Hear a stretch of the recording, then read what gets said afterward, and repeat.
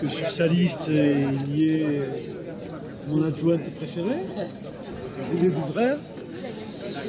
Et aujourd'hui, c'est cette équipe que nous soutenons dans notre département. J'ai vu à l'accueil qui a été réservé à Michel sa grande popularité. Les gens la connaissent, la reconnaissent, l'apprécient. Et ça nous fait plaisir de soutenir sa candidature pour les prochaines élections européennes. C'est une élection particulière, on le sait. Aujourd'hui, beaucoup s'interrogent sur l'Europe, son intérêt, etc. Je crois que c'est le moment où jamais il faut rappeler que, enfin, Saint-Michel le fera, tout ce que l'Europe a pu apporter depuis 60-70 ans, notamment la paix, et en même temps de rappeler que c'est une élection importante. Tout le monde aujourd'hui s'interroge sur le taux de participation. Il faut que nous mobilisions notre électorat pour cette élection. Il y a un nombre de listes considérable. Il ne faut pas que les voix se perdent, s'éparpillent. Il y a beaucoup de voix qui seront perdues, qui ne serviront à rien. Il faut choisir tout de suite les candidats qui sauront défendre nos valeurs et nos projets. L'Europe est importante sur le plan économique, sur le plan politique. Il y a beaucoup d'efforts à faire, on le voit aujourd'hui, en matière d'harmonisation, en matière de politique étrangère. Peut-être qu'il y a un manque d'identification dans l'esprit du peuple de l'Europe. Ce sont des réflexions qui seront menées, j'en suis convaincu, par les prochaines équipes. Il est important que nos candidats fassent le meilleur score possible. C'est vrai que je suis à la tête d'une liste dans, je pense, la plus grande circonscription de France, puisqu'elle va de l'Atlantique jusqu'à la Méditerranée, du nord de Bordeaux jusqu'au sud de Perpignan. Ça représente 3 régions, 18 départements, un peu plus de 10 millions d'habitants, 7,5 millions d'électeurs. 7,5 millions d'électeurs, c'est quand même pas mal. C'est vrai que c'est une région qui a à la fois une forte identité, beaucoup de choses en commun. J'ai l'habitude de résumer en disant c'est une région de culture rugby. C'est en tous les cas une région de culture où on sait vivre, où il y a une convivialité, des relations importantes avec les gens. Mais en même temps, il est vrai qu'il y a aussi des spécificités. Chacun des départements a sa spécificité à l'intérieur de cette unité. Et c'est donc la raison pour laquelle, à la fois, j'ai voulu qu'il y ait une personne représentant chaque département dans la liste que j'ai constituée, parce que cette personne va travailler avec moi non seulement pour cette élection, mais également après l'élection. Bien sûr, tout le monde ne sera pas élu, c'est un mode de scrutin proportionnel, il y a juste quelques élus, mais par la suite, j'ai l'intention de continuer à exercer ce rôle de leader, en quelque sorte, en revenant dans chaque département 1 ou 2 fois par an, en travaillant avec celle ou celui qui aura été sur ma liste pour reprendre des contacts, refaire un tour et pouvoir à la fois dire ce qu'a fait l'Europe, écouter les réactions des gens, savoir ce qui est entendu, de façon à pouvoir également le porter au niveau européen. Rétablir aussi certaines vérités de temps en temps, parce qu'il est vrai que parfois on accuse l'Europe de choses qui en réalité sont des décisions qui sont prises au niveau national. Les gens ont le sentiment qu'ils ne connaissent pas leurs élus.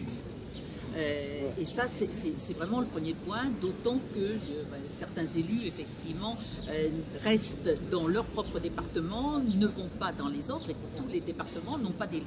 D'où, effectivement, ce que je veux faire, moi, c'est-à-dire garder ce contact permanent en venant.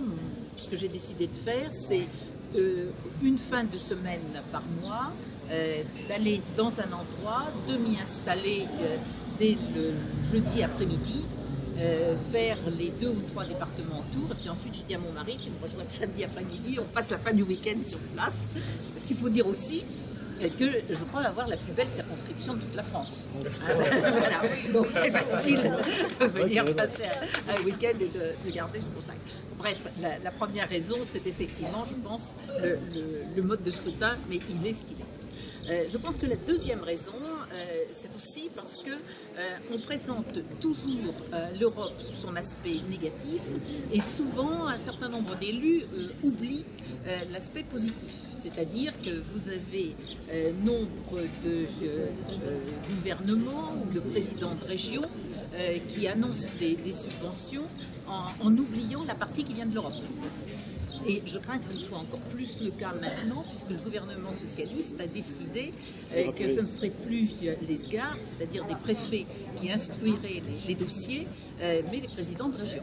Et on commence à voir, effectivement, dans un certain nombre de cas, comment les présidents, certes, font passer la délibération en conseil en précisant que ce sont des fonds européens, mais ensuite, quand ils font de la communication externe, font comme si c'était eux qui apportaient l'argent aux différents projets. Troisièmement, on voit surtout l'aspect négatif, c'est-à-dire que quand il y a des mesures désagréables à faire prendre à des Français, on leur dit c'est l'Europe, ce qui est loin d'être toujours le cas. Et j'en cite simplement parce qu'il est caricatural, mais ô combien vrai, l'exemple que l'on a vu il y a quelques semaines où on nous a dit une directive européenne interdit que les jeunes de moins de 18 ans qui travaillent par exemple pour cueillir des fruits puissent monter sur un escabeau de plus de 80 cm. Je me suis dit, qu'est-ce que c'est que cette ânerie? Je dis ânerie parce que la presse risque de l'en prendre. J'ai utilisé un autre mot.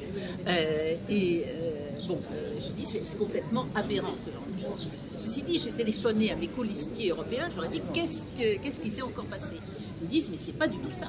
Il y a une directive, effectivement, qui a été prise par le Conseil de l'Europe, consistant à dire, lorsque des jeunes de moins de 18 ans travaillent en hauteur, il faut prendre toutes les précautions pour ne pas mettre leur vie ou leur intégrité physique en danger. Ceci était d'ailleurs surtout à destination des pays de l'Est de l'Europe, Roumanie, Bulgarie et quelques autres, où il y a très peu de protection sociale.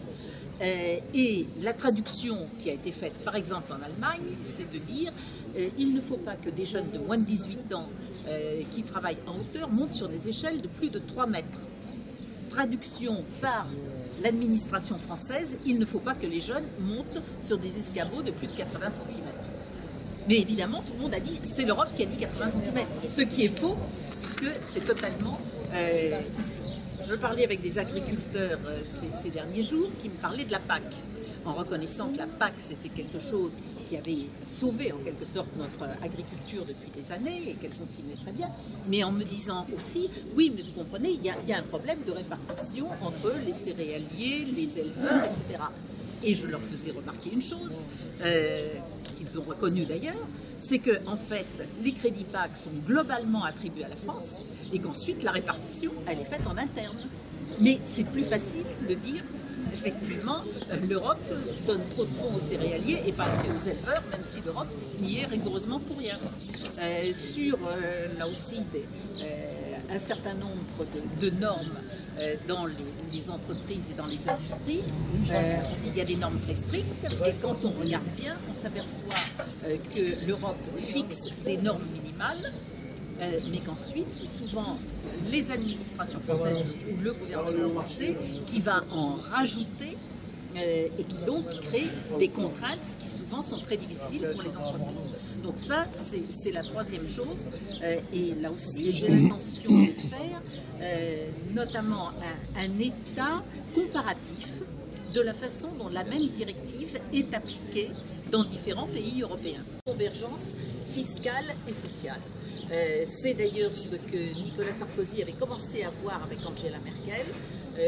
C'était fin 2011, si je ne me trompe, et c'était effectivement un des projets. Et moi je dis c'est absolument indispensable si nous voulons rétablir une concurrence, je dirais juste, entre les différents pays européens.